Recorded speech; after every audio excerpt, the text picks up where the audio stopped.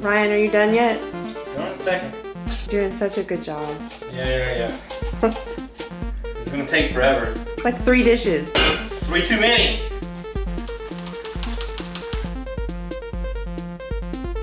I could already be done. I have an idea.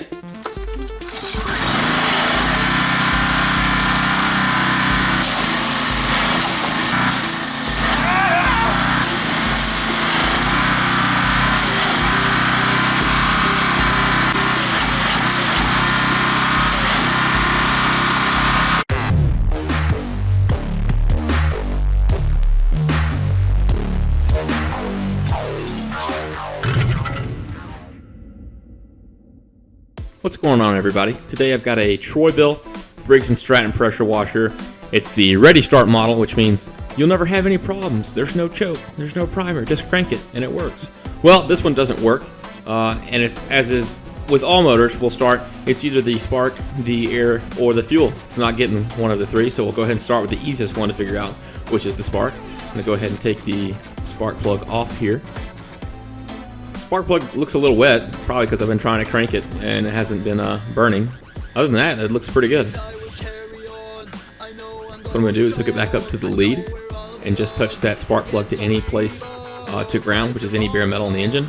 And then if you see it sparking there, that's just me turning it. The next step, I want to see if I'm actually getting good compression. So if you just put your finger over the hole and turn it, you should be able to feel air sucking in and blowing out at the same time. So both of those look good. I'll go ahead and put the spark plug back on since that's not my problem. Now I'll go ahead and take the cover off.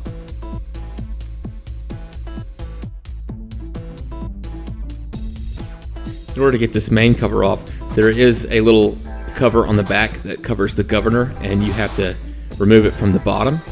Otherwise you won't be able to get this red cover off right here.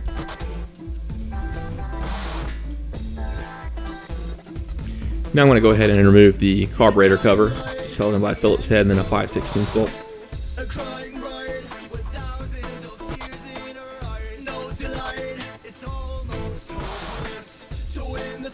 And one of the very first things I see here is the choke that hooks up on the exhaust side. As the exhaust heats up, it's supposed to open the choke, but as you can see, the choke won't open all the way because that piece of metal is bent. It's not too hard to bend it back in place. It should be a straight line. But now you can see as that exhaust heats up, it should open the choke. It should go all the way and touch the airbox. In addition, what I just did, for some reason that choke control was on the opposite side of the choke throttle. So now it's moving the choke as it goes in and out, where before it was not. I'm going to go ahead and take out the air filter and take off the airbox. It's held in again by 2 5/16 screws.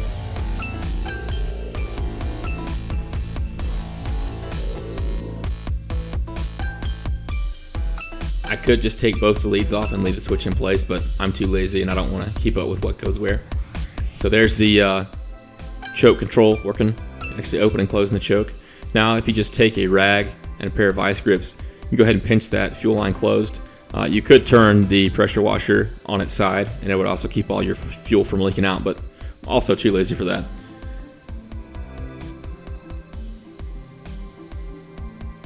These fuel lines can be a little hard to pull off, but the main thing is don't use tools because you will tear the fuel line. Just wiggle it free with your hand.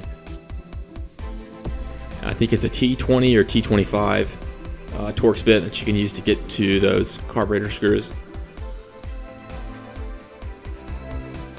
Go ahead and take the spring off to the throttle.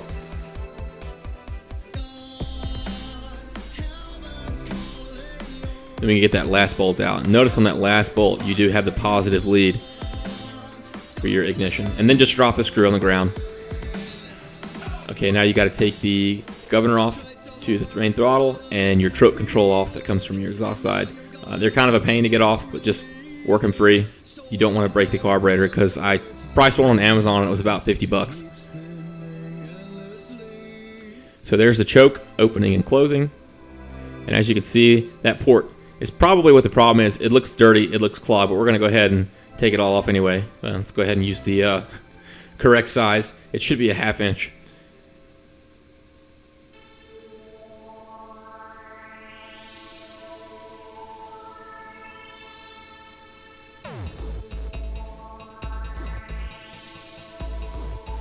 So what I'm taking off, not only does it hold the carburetor bowl on, but it's also the main jet to the carburetor. And you can actually see through it, which is uncommon. If you can see through it, it means that your main jet is not clogged. Usually the problem with these carburetors is that there's trash in the main jet, and that's why it won't start. Now this pin that holds the carburetor float bowl on, be wary of it because it can fall out. In the actual bowl of the carburetor, there is a little bit of dirt and specks. I think some of that dirt may have come off of the seal to the main jet. Otherwise, it really doesn't look too bad, but that's the kind of dirt that can actually clog up the main jet. Okay, we're gonna go ahead and take this pin out that holds the carburetor float bowl on. Be careful not to lose that. I'm working over a tarp on a deck so that if I drop it, it won't fall into no man's land.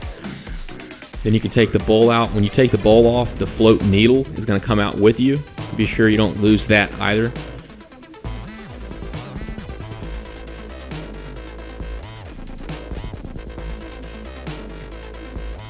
And it just slides right out. Now we're going to take the seal off that goes to the float bowl. Now this seal, along with the seal of your main jet, that brass fitting, take those far away from you when you're going to be spraying carburetor cleaner on it, because carburetor cleaner can actually swell these seals and they will not seal properly. So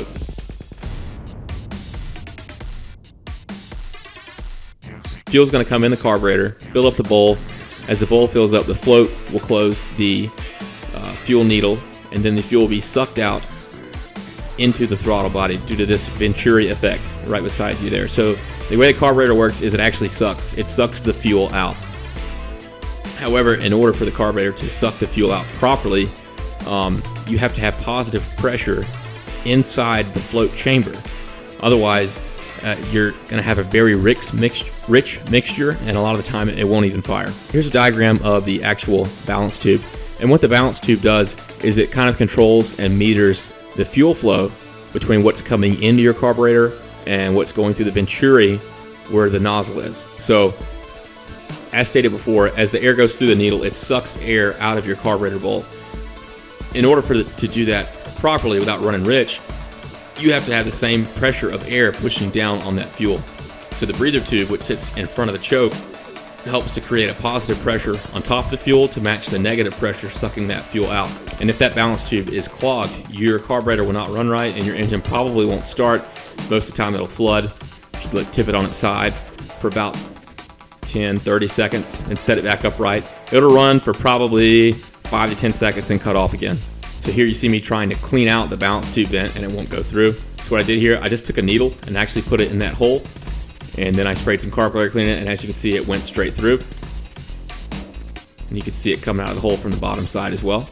So now we're just going to put it back together. We're going to put the float needle back on the float and just set those into place. Stupid fly, get out of the way. And then we'll put that float pin back in. And as stated before, you want to make sure you're working somewhere where you won't lose these parts, and if you do drop them, you'll be able to find it. Next, we'll put the bowl seal back on, and we'll put the seal to the main jet back on.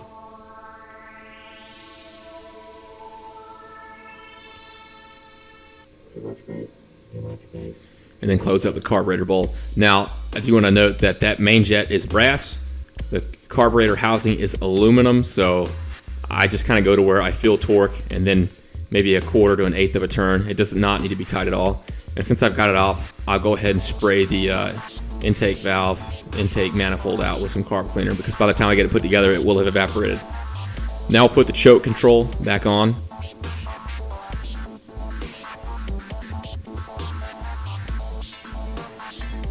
And the throttle governor.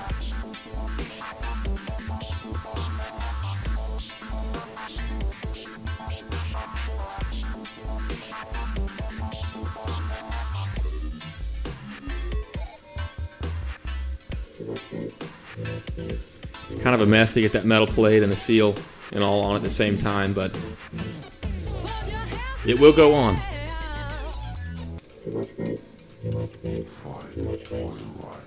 Don't forget to connect your positive lead to your ignition. If you do not do that, you will have no spark when you start your engine. Now that all those are together, you can start tightening the carburetor down. you feel pressure on the carburetor and it stops turning. I would say probably a full turn because you have 2 gaskets you're compressing. And now you just need to hook this spring back up. It's the only spring you should have to take off to get this thing working. And then we'll put the fuel hose back on. And now we should be able to take our clamp off.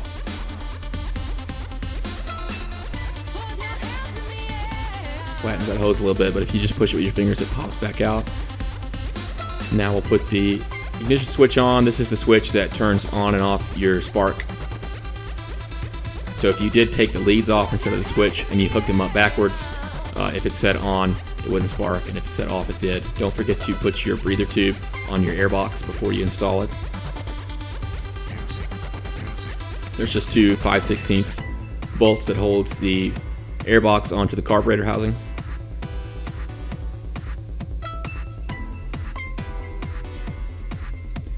We put our air filter back into place.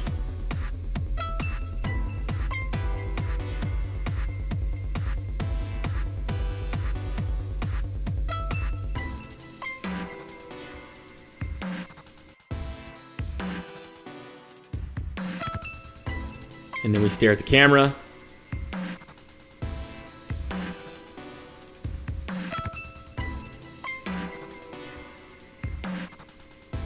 And that's pretty much it. We're just going to put it back together.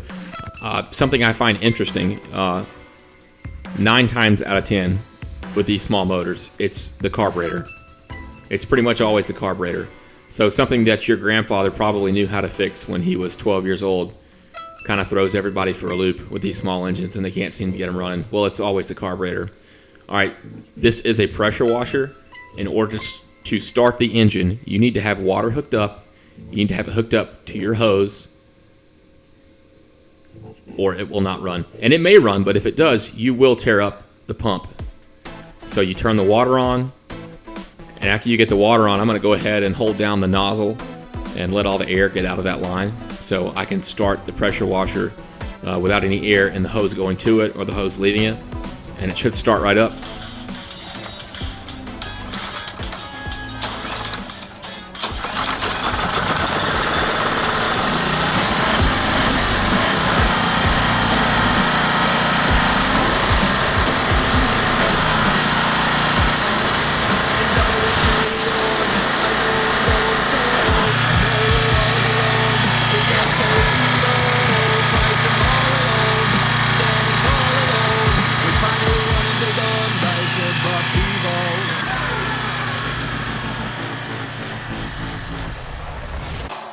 Different consciousness.